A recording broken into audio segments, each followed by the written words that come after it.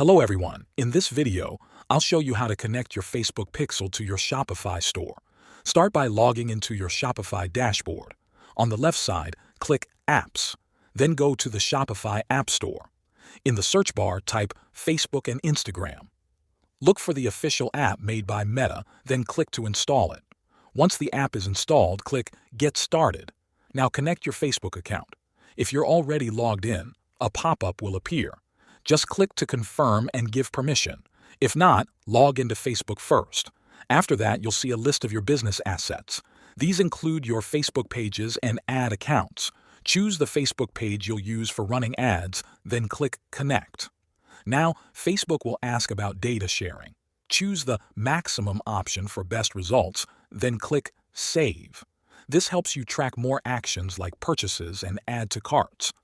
Next, you'll see your list of Facebook pixels. Select the pixel you want to use. If you don't have one yet, you'll need to create it in Facebook Events Manager first. Once you select your pixel, it connects automatically. That's it.